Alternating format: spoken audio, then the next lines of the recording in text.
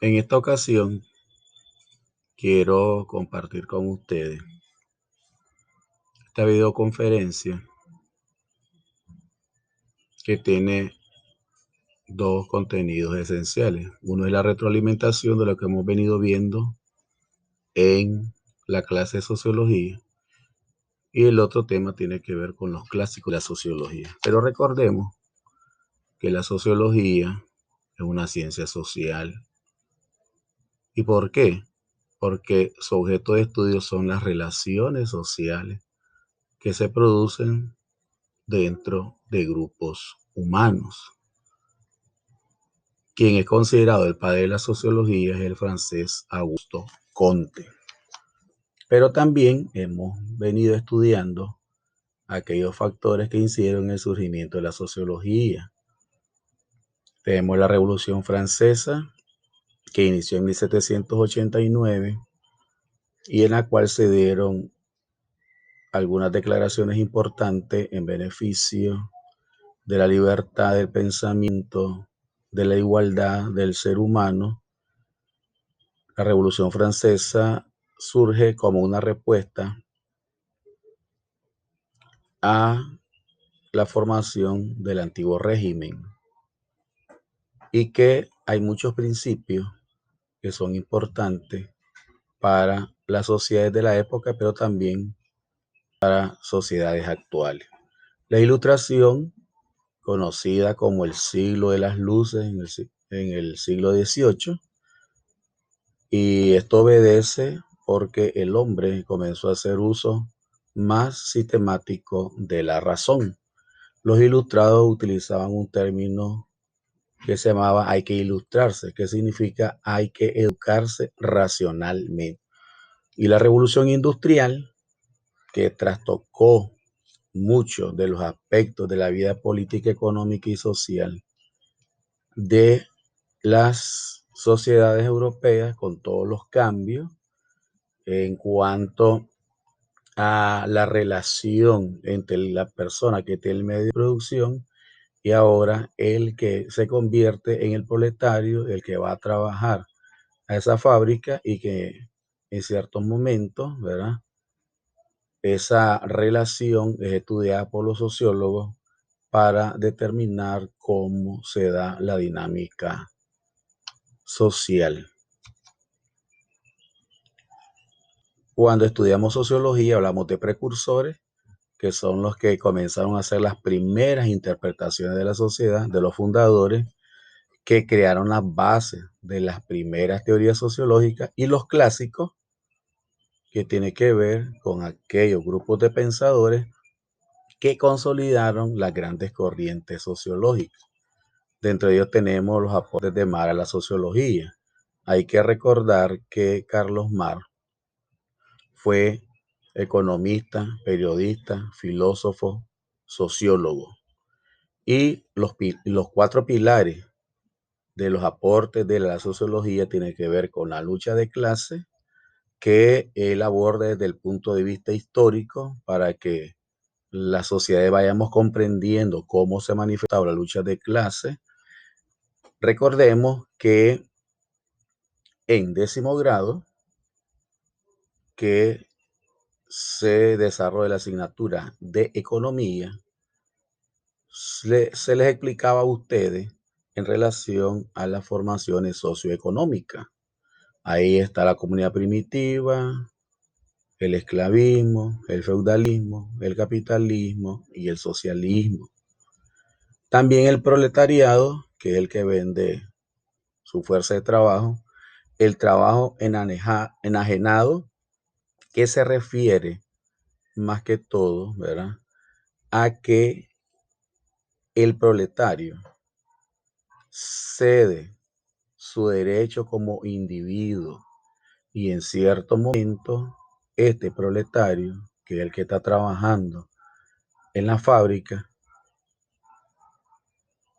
pierde ese derecho a ser reconocido como un individuo y simplemente visto como alguien que produce mercancía y que en algunos momentos también es visto como una mercancía. Y la teoría del conflicto en la que se nos permite una mayor comprensión acerca de cómo la historia viene dándonos a comprender cómo la sociedad ha entrado en conflicto debido a que grupos de poder económico y político siempre han estado dominantes sobre aquellos grupos desposeídos. Una de las frases de Carlos Marx que nos da a comprender que para comprender la lucha de clases hay que hacer un recorrido histórico, es decir, Carlos Marx concebía que era necesario estudiar la historia para comprender esa lucha de clase. En el caso de los aportes de Emilio Durkheim, él se basa en lo que es la sociología positivista. ¿Qué significa este término? Significa de que para él que el conocimiento sociológico debe ser positivo, es decir, útil, real. Por lo tanto, él propone las reglas del método sociológico, que se fundamenta en los principios que permitan generar una investigación sociológica positiva, es decir, que esa investigación sociológica tenga la utilidad para ser analizada, para ser aplicada en situaciones de la vida cotidiana. Para él, la sociedad forma al individuo a la imagen que la sociedad quiere y que lo llena de un sinnúmero de creencias religiosas y políticas, además de las morales, para controlar las acciones de los diversos grupos sociales.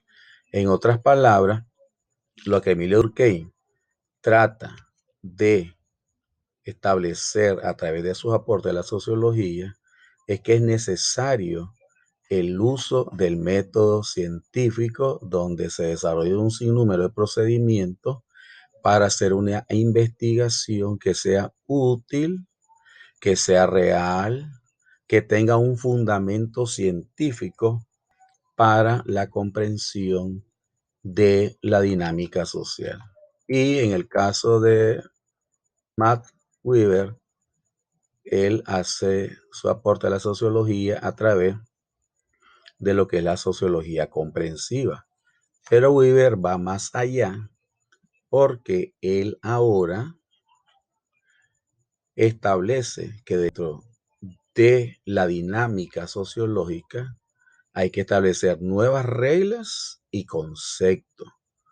¿Y por qué esto es así? Recordemos que tanto como Marx, Durkheim y Weber, que son considerados los clásicos de la sociología, desarrollaron sus posturas, sus teorías, tuvieron perspectivas de acuerdo al contexto político, económico y social en que ellos vivieron y las realidades sociales que ellos estudiaron y que también en algún momento experimentaron. Dentro de esas nuevas reglas y conceptos hay que tomar en consideración la acción social que tiene que ver con las normas establecidas y ver de qué manera el individuo de manera particular y en un grupo social, él toma en consideración estas normas. Pero también él centra su interés en que el individuo, cómo actúa en relación a otro individuo. En conclusión, tanto los precursores, los fundadores como los clásicos de la sociología dieron aportes significativos. Nada más que los clásicos desarrollaron aún más ese conocimiento sociológico porque aplicaron el método hipotético deductivo, hicieron comparaciones, hicieron propuestas, analizaron y compartieron con los diferentes grupos sociales en los diversos espacios geográficos estas teorías que son válidas para la comprensión y la dinámica social en que se ha desarrollado el ser humano.